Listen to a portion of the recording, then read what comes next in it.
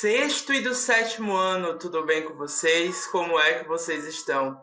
Estamos iniciando mais uma videoaula, esta é a videoaula de número 24 e eu estou recapitulando nesse momento o conteúdo que nós vimos na nossa aula lá pelo Google Meet e que eu considerei que não foi o suficiente para que nós aprendêssemos tudo sobre as noções de versificação dos poemas. É por isso que eu estou hoje gravando essa videoaula de recuperação do nosso conteúdo. Então, hoje nós vamos estudar a poesia e o poema, que é um dos produtos de onde vem a poesia, tá bom? Então, pegue seu caderno, anote tudo aquilo que você entendeu e anote tudo aquilo que você não entendeu e vem comigo aprender um pouco mais de língua portuguesa, poesia. Vamos lá?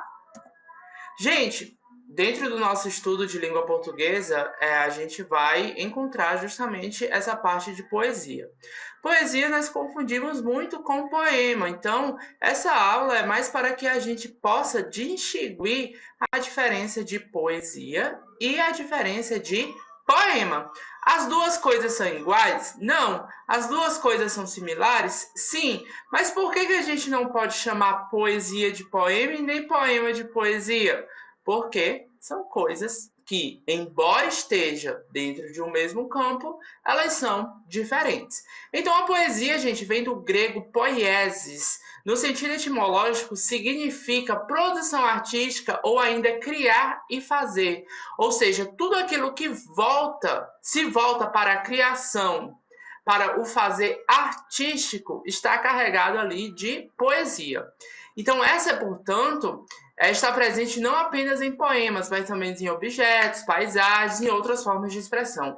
Ou seja, toda aquela expressividade que é construída nesse criar, nesse fazer artístico, a poesia ela vai junto. Então, os poemas têm poesia, uma paisagem tem poesia, uma pintura tem poesia, uma música também tem poesia. Um livro tem poesia? Tem. Por quê? Não é uma criação artística escrever um livro? Então, se esse meu livro foi criado a partir da criação artística, ele também contém poesia. Então, gente, a poesia ela é visualizada pela expressividade que o texto nos dá. Então, a partir do momento em que a gente sente alguma coisa, nossa, que bonito, nossa, que feio, até a parte que é feia do objeto artístico, a gente pode considerar poesia, porque nos causou alguma coisa. Só que, a nosso ver, a poesia, ela é basicamente aquela coisa que nos emociona, que nos coloca em um outro estado de espírito, né? Então, agora a parte artística que nos tira do mundo real e passa para um outro mundo e a gente começa a imaginar. Acontece muito comigo quando eu estou lendo algum livro e o enredo da história na qual que eu estou lendo, né? Ela me emociona, essa história. E aí eu fico, poxa, que poesia que tem aqui, né? Então, gente, bora lá continuar com o nosso conteúdo. As poesias, portanto, são caracterizadas pela utilização de recursos para expressar a linguagem de forma especial e diferente do normal, e provoca diversos efeitos de sentido naqueles que recebem, portanto, a mensagem. Então, galera, o que acontece? Para que a poesia ela seja construída, são aí utilizados inúmeros recursos para que essa expressividade apareça de um bom modo para o leitor, para que o leitor ele possa, de fato, sentir a poesia daquele texto. Então, nos poemas são utilizadas as figuras de linguagem, que é um conteúdo que a gente vai estudar numa próxima videoaula. Mas, numa pintura, as cores importam, a forma como o desenho é construído dentro da pintura importa. Muitas vezes a gente olha um monte de rabiscos ali à toa e a gente não entende nada, a gente fica, o que é que tem de poético aí? Mas se a gente for parar para perceber as minúcias daquilo ali, a gente pode até tirar uma poesia, ou seja, uma expressividade dali. Mas que tem muita obra que é muito difícil da gente enxergar a poesia, embora a gente saiba que tenha. mas outras são bem mais poéticas. Eu gosto muito daquela Noite Estrelada do Van Gogh, que é a cidade, né? E aí várias estrelas no céu. Então é muito lindo de se visualizar aquilo ali. É uma obra artística que me deixa bastante fora do comum, porque eu imagino o Van Gogh criando aquilo ali, né? Por que, que ele quis desenhar uma cidade e um céu tão estrelado? E por que, que ele utilizou aquelas cores? Por que, que ele utilizou aquelas formas? Por que, que ele pinta daquele jeito? Então, quando eu olho para certas pinturas, certas imagens, eu fico me perguntando por quê daquilo? É a mesma forma da música. Como é que um aglomerado de letras, um aglomerado de palavras que vão estar ali em uma forma poética, vão produzir uma melodia, e essa melodia é capaz de nos cativar. Então, gente, são por tudo isso, por tudo isso, é que a gente tem que ter a ideia da poesia que está em volta. A gente é carregado de poesia. Um autor chamado Antônio Cândido já disse que todos nós temos a necessidade de estar fabulando, e essa fabulação ela se dá por meio da poesia em que nós encontramos a todo momento, a todo instante, tá bom? Então, gente, esse aqui é o conceito de poesia, e vamos lá passar para o conceito de poema, mas antes a gente vai ver em que a gente pode também encontrar poesia. Eu posso encontrar a poesia em uma fotografia, como essa. Olha que lindo, o girassol e ao fundo o sol. Dentro dessa captura aí que o fotógrafo teve, né, de pegar o próprio girassol, e por incrível que pareça, o girassol ele está atrás, né? Ou ele está de modo contrário ao sol. Então a gente vê aí o girassol com essas cores brilhantes, né? E essas cores brilhantes não, essas cores fortes, né? Esse amarelo muito forte, que vão combinar com o pôr do sol. A gente também vai encontrar, gente, poesia nas músicas, como eu já havia falado. A gente vai encontrar poesia na dança. Caramba, você parar para observar um espetáculo artístico é muito bom, gente. É muito bom por quê? Porque a gente vai estar ali diante de determinadas cenas que a gente, primeiro, nunca mais vai ver na nossa vida, porque toda dança é única. E como é que o corpo, naquele movimento, ele consegue dar uma expressividade. Se a gente parar para ver aí os grandes espetáculos dos dançarinos, dos bailarinos, é uma coisa fantástica, gente. E aí eu digo, pela nossa cultura, as bandas de forró até hoje utilizam isso aí como recurso mesmo para dar uma expressividade mais à música. Se vocês pararem para ver as bandas de forró de antigamente, não sei se de hoje tem tanto, mas de antigamente toda banda tinha os dançarinos, tá bom? Nos poemas a gente vai encontrar poesia. Olha que poesia linda essa aqui, ó. O título é Tempo, né? O tempo voa no vento, o tempo não posso prender. Não vejo que cor é o tempo, mas ele não posso perder. O tempo passa tão rápido, não posso no tempo parar. Ficarei acumulada quando o novo tempo chegar. Hoje é o meu tempo, não deixe o vento levar. Precioso é este tempo, amanhã outro tempo será. Nós também vamos encontrar outros formatos de poemas, que são esses poemas que formam imagem, e aí nós vamos ter aí coisas de valor e valor das coisas. E aí nós vamos ter o seguinte poema: guardamos e trancamos coisas de valor. Ocorre, porém, que o que há de mais valioso carece de cuidados e não de cadeados. Olha aí, gente, aquilo que a gente tem que ter mais valor, a gente acaba trancando, a gente acaba guardando, mas não merece ser guardado, merece ser visto, né? E não precisa de cadeado, e sim de cuidados. Aí formando aí o cadeado e a ponta não, o buraquinho que enfia a chave está no formato de coração, né? Então é um poema bastante sentimental. Construir aí essa imagem. E nas pinturas, gente, olha aí.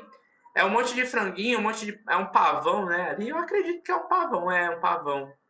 É um pavão, aí nós vamos ter ali vários animais, a minhoquinha, a estrela, várias coisas. Aí se a gente parar para observar, a gente vai encontrar assim a poesia.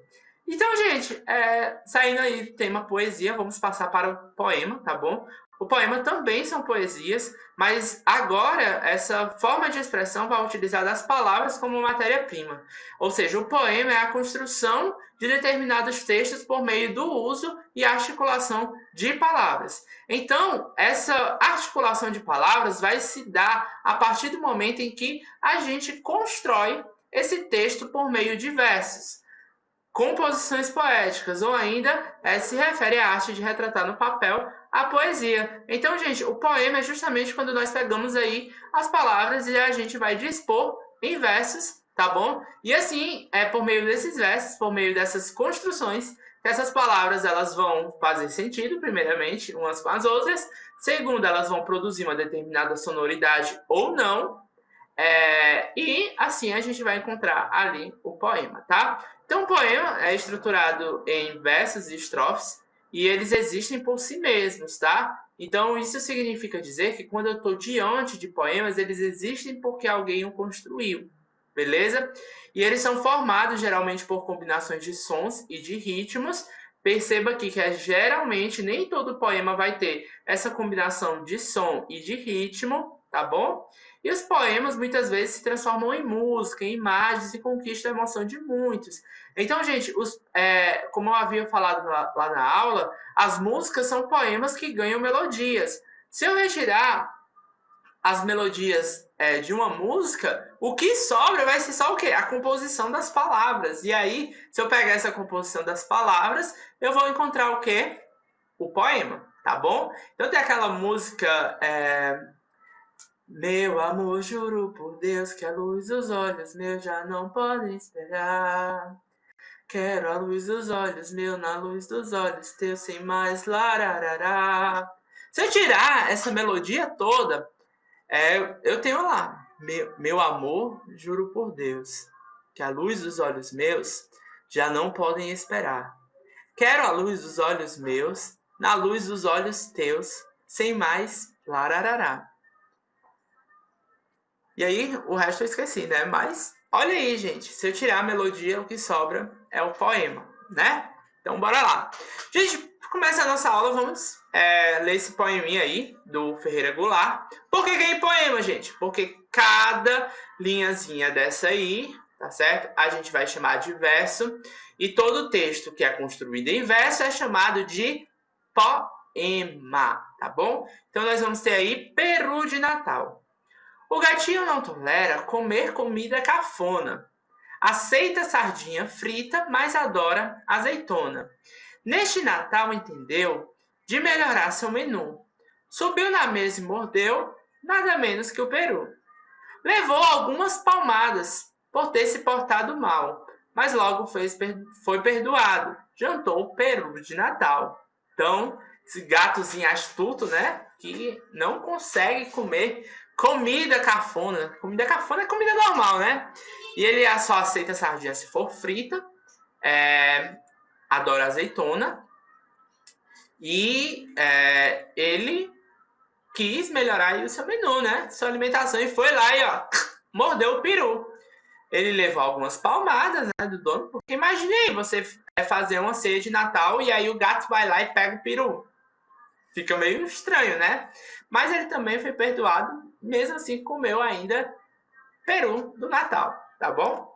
Então, gente, o poema do Ferreira Goulart narra a história de um gatinho que decidiu comer o peru do Natal. E essa narração poderia ter sido feita por meio de um conto, de uma crônica, de um romance, mas o autor preferiu por narrá-la em um poema. Então, gente, tudo isso aí eu poderia ter contado em um conto. Eu poderia ter contado em uma crônica. A crônica, o conto, o romance, eles são gêneros textuais que são construídos em prosa. E o que é uma construção em prosa, Daniel? A construção em prosa são todos aqueles poemas, oh meu Deus, são todas aquelas construções textuais que são feitas por meio de parágrafos, por linhas, tá bom? Aqui a gente vai ter também linhas, mas só que essas linhas, elas não serão chamadas de linhas, elas serão chamadas de versos, tá bom? Mas, gente, o Ferreira Goulart optou por narrar essa história do gatinho e o peru do Natal por meio de versos, tá bom? Então, aí ele construiu um poema. Para isso, ele versificou as palavras, colocou em estrofes os versos e rimou as palavras para dar sonoridade. Então, perceba que agora o Ferreira Goulart, ele é famoso por escrever contos e crônicas, mas dessa vez ele preferiu escrever um poema. Então ele vai utilizar dessa versificação, ou seja, colocar as palavras em versos. E a partir do conjunto de versos, ele vai ali formar as estrofes. E depois que ele fizer isso, ele vai verificar se as palavras estão rimando, ou seja, se os seus sons estão combinando entre si, tá bom? E tudo isso, gente, é feito para dar sonoridade ao poema, beleza? Então, gente, aqui encontramos a produção de poemas e dessa forma grandes autores encantaram seus alunos através de poemas incríveis. Então, gente, os poemas encantaram muito. Os poemas foram as primeiras formas, né, de construção literária no mundo. Embora existisse também a parte da prosa, o que ganhou até por vários séculos foi o poema. O poema teve assim o seu espaço. Hoje ele nem tanto tem espaço quanto a prosa, né?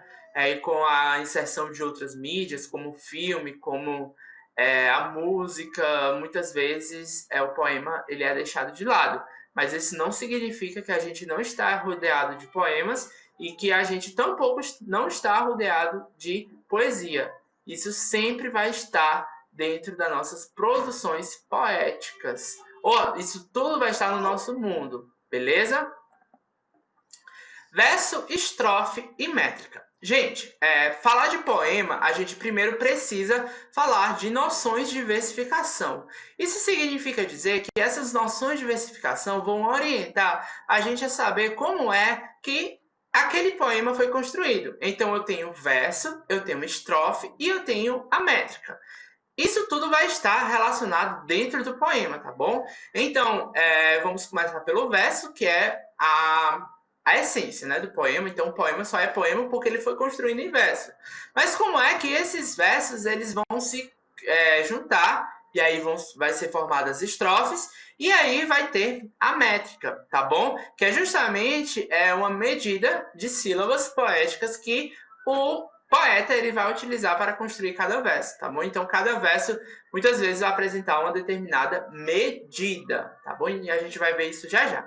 Então, gente, o poema, principalmente aquele feito em moldes tradicionais, então existe uma tradição de construção de poema, utiliza-se de alguns recursos técnicos de composição, entre eles o verso, a estrofe, a métrica, a rima e o ritmo. Vamos começar agora pelo verso. O verso é a unidade rítmica formada por uma linha do poema. Então eu tenho o primeiro verso, eu tenho o segundo verso, o terceiro verso e o quarto verso. E o que isso significa? Isso significa cada linha que o poema vai ter. Então, o poema ele vai ter as suas linhazinhas. Então eu vou contar: primeiro, segundo, terceiro, quarto, quinto e por aí vai, até o final do poema, tá bom? Então, cada linha a gente vai chamar de verso. Então, o primeiro vai ser depois do título, vai ser o primeiro verso, o segundo verso, o terceiro verso. Então, no poema lá do Ferreira Goulart, né, que é o Peru de Natal, como é o título, fica fora, a gente não conta, mas agora aqui os versos a gente vai contar. Primeiro, segundo, terceiro e quarto. Por conseguinte, gente, nós vamos encontrar, além do verso, a estrofe. A estrofe é a reunião de versos dentro de um determinado grupo. Então, cada grupinho de versos a gente vai dar o nome de estrofe, tá bom? Então, no poema lá, Peru de Natal, a gente percebeu que o Ferreira Goulart, ele construiu seu poema por meio de 3 estrofes, né? E cada estrofe, gente, vai ter 4 versos. Então, a gente vai perceber que ele construiu seu poema em 12 versos, divididos em 3 estrofes de 4 versos, tá bom?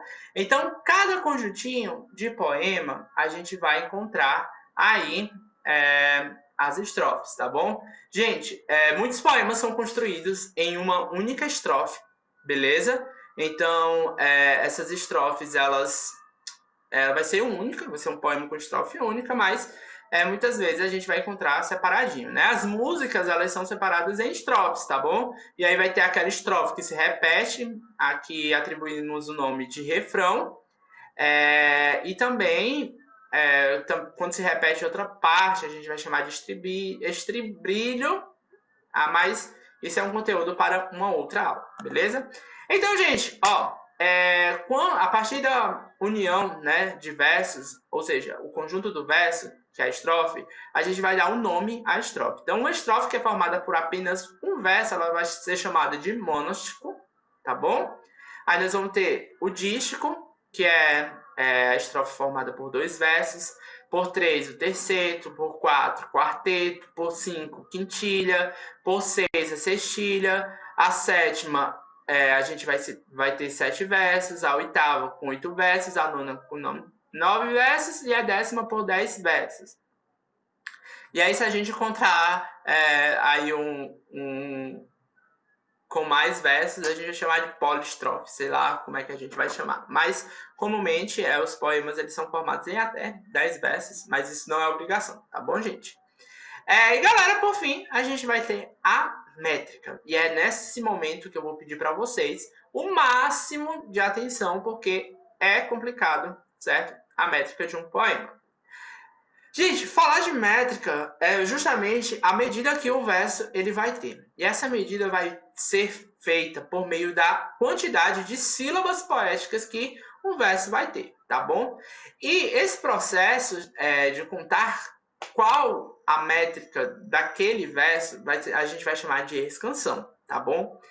E a escansão, ela segue algumas regras. E essas regras, sempre que nós tivermos que fazer a escansão de um poema, a gente tem a obrigação de seguir essas regrinhas, tá bom? Então vamos lá. Gente, a primeira consideração que nós temos que fazer acerca da métrica é que a leitura de um verso é feita com base em um ritmo. E esse ritmo, ele é construído justamente porque o poeta ele vai combinar sons.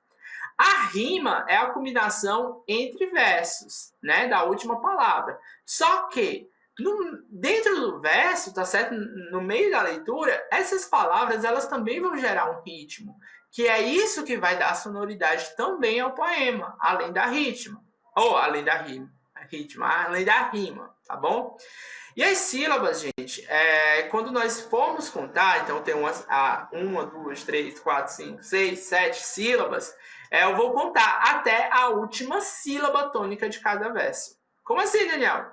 Gente, não tem as palavras oxítonas, paroxítonas e proparoxítonas? Então, são elas que a gente vai verificar a tonicidade, né? Se for oxítona, é a última sílaba. Se for paroxítona, é a penúltima sílaba. E se for proparoxítona, é a antepenúltima sílaba.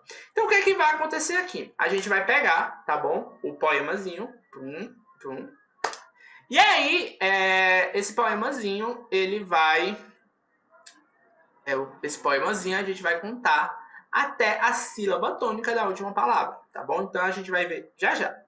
A separação da sílaba, gente, na poesia, ela é parecida com a gramatical. Na verdade, gente, eu costumo fazer isso, né? Eu pego eu divido primeiramente de modo gramatical, tá bom? Como a gente aprendeu na alfabetização, e depois eu vou só juntando, certo?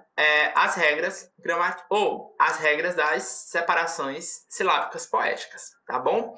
Então, a separação se dá pela entonação e não necessariamente pelas regras gramaticais.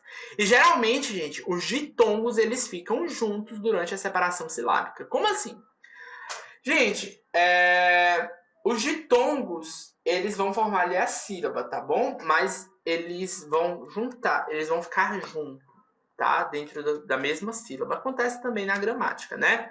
E também, gente, é comum juntar as palavras que terminam em vogal com aquelas que começam em vogal, unindo-se assim os fonemas em uma única sílaba métrica. Como assim, Daniel? Gente, vamos lá. Eu tenho uma palavra que ela termina com uma vogal. E a próxima palavra, ela começa com a vogal. E aí, nessa separação silábica, eu não vou separar essas palavras. Eu vou deixar a palavra que termina com a vogal junto com a outra vogal. Vamos ver aqui, tá? Ó. Nós vamos ter: o gatinho não tolera comer comida cafona, aceita sardinha frita, mas adora azeitona. E aí o que acontece? Eu tenho, ó, a separação em sílabas poéticas. O gatinho não tolera. Vocês estão vendo aí essa parte preta, né, que está em negrito aí, essa parte em negrito é justamente o quê? A sílaba tônica da palavra.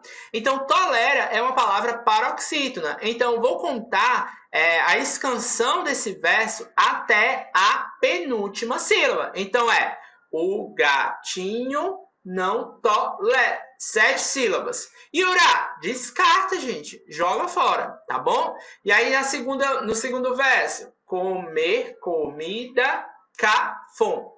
7 sílabas também. E o na a gente rebola, tá bom? A gente não vai precisar dele, não.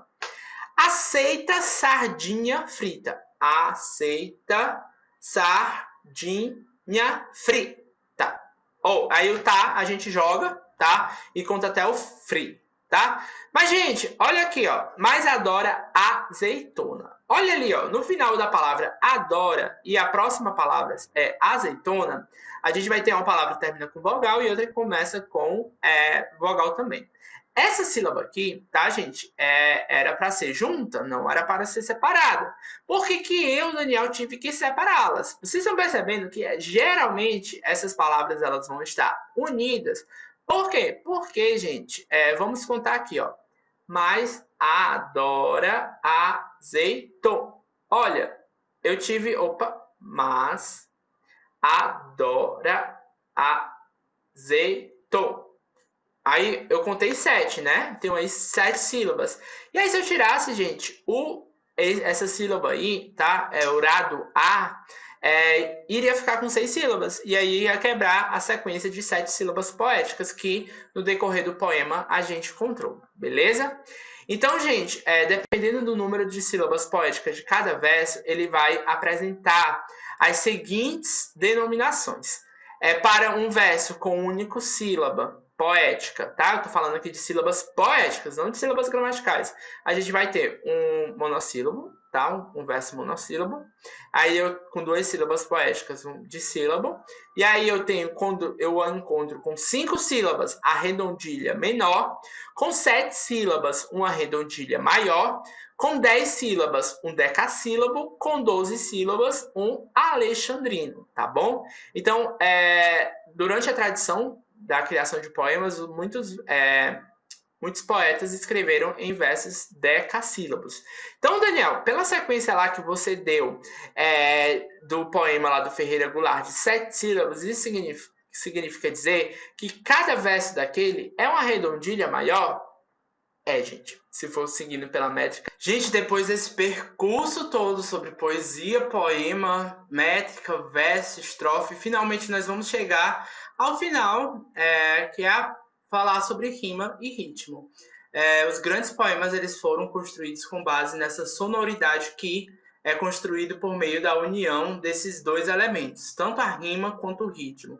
Então, o ritmo é o que vai dar justamente o ritmo, né? O som do poema. E a rima, gente, é a combinação entre os sons finais da última palavra de cada verso, tá bom? Então, gente, são esses recursos que vão dar ao poema som, beleza?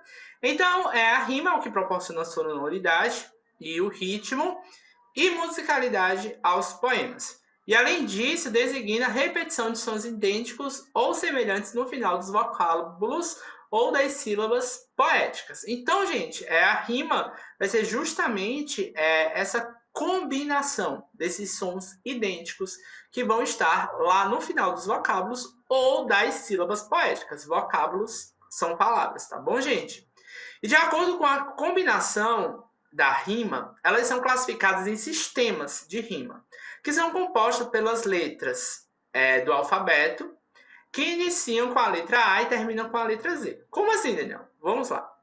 Primeiramente, a gente vai olhar para o verso. E a gente vai perceber o final, onde esse verso ele vai combinar, tá bom? E aí, gente, o que acontece? O primeiro verso sempre vai ganhar a letrinha A.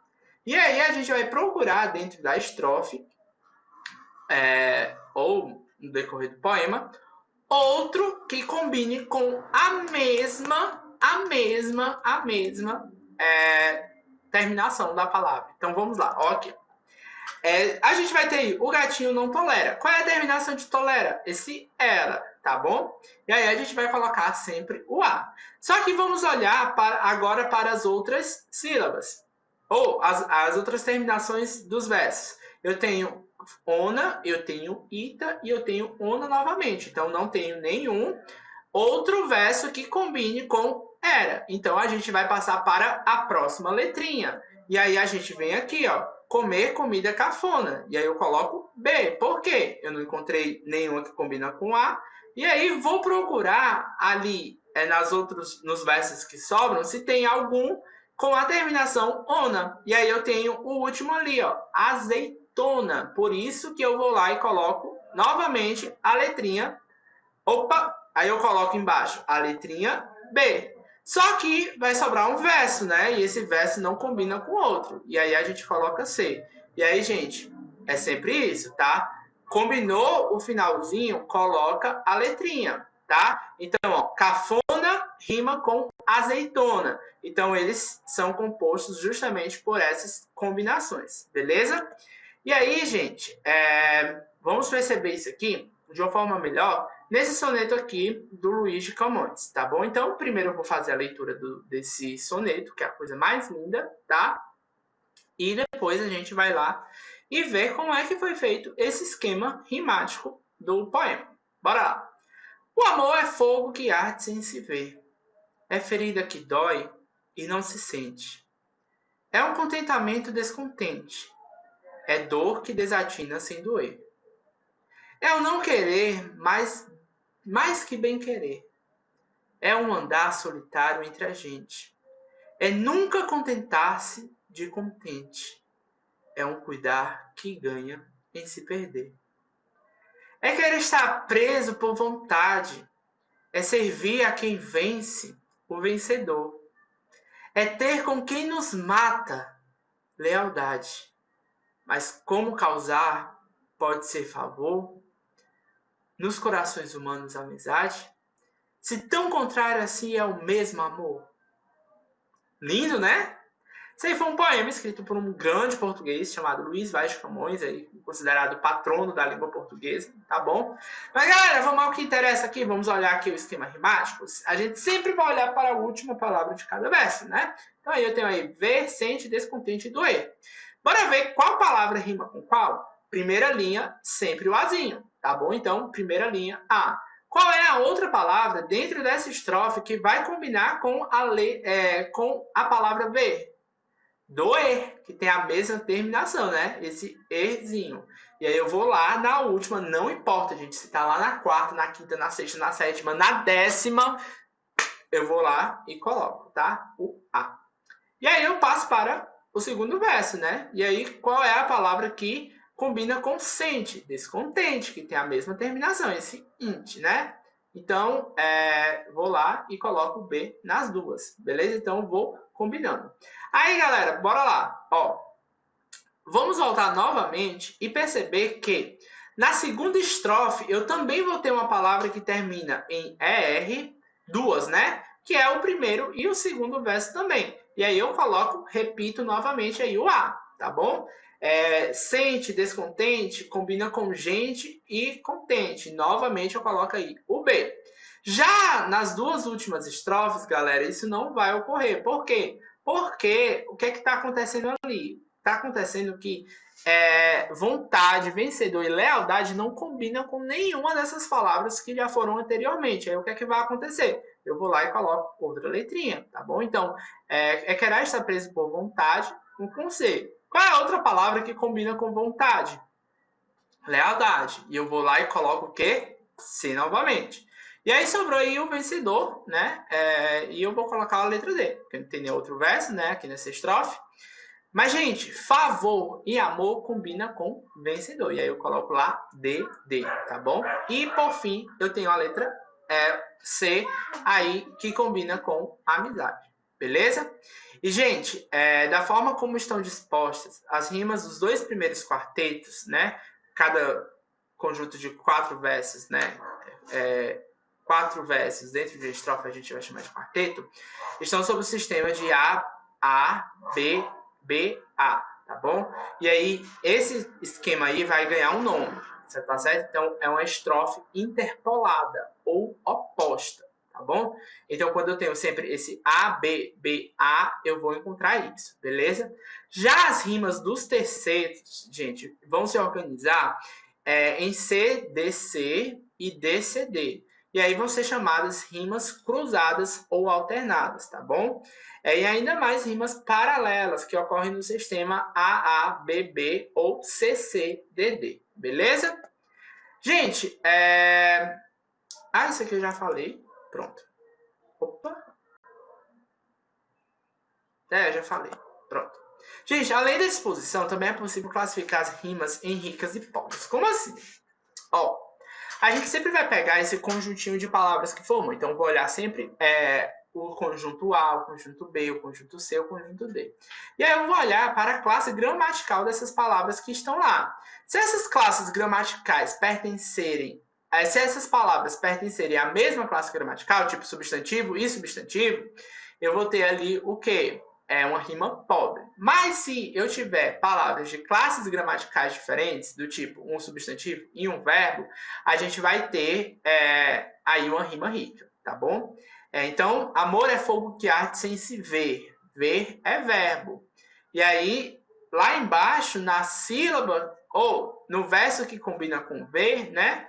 Que é o a gente vai ter doer, que também é verbo. Então, a gente vai ter aí o quê? Uma rima pobre. E a rima rica a gente vai ter aí no sente e descontente, porque o sente é verbo e descontente é adjetivo, tá bom? E, gente, por fim, a musicalidade do poema, que está implícita ou explícita, orienta a sequência de versos, vai ser chamada de ritmo, tá? Em língua portuguesa, o ritmo é estabelecido por meio da alternância de sílabas tônicas e átonas, ou seja, sempre a gente vai colocar aí essas palavras que vão combinar entre si. Então, perceba o seguinte, ó. Amor é fogo que arde sem se ver, tá? Então, vocês percebam, gente, aqui, ó, amor e fogo. Ó, amor, fogo. Mesmo sonzinho, tá? Que aí eu já mudo. E aí, sem ver que tem a mesma sonoridade, então isso é o ritmo. Amor é fogo que arde sem se ver. Na leitura rápida, a gente nem percebe isso, mas tem aí o ritmozinho que é construído por essa alternância de sílabas tônicas e átonas, tá bom? Gente, para quem é de sexto ano, eu gostaria que vocês terminassem aí de fazer as atividades que estão aí nessas questões, né? Na página 8.12, questões 1 a 3, e na página 10, questões 4 a 6. Por que é a mesma atividade de que eu passei antes? Porque a gente está retomando, tá bom? Esse conteúdo. E por fim, a gente vai ter aí do sétimo ano, quem é do sétimo ano, páginas 8 a 10, questões 1 a 6, página 13, questões 7 a 9, e página 16, questões 10 a 12, beleza? Então, gente, um beijo.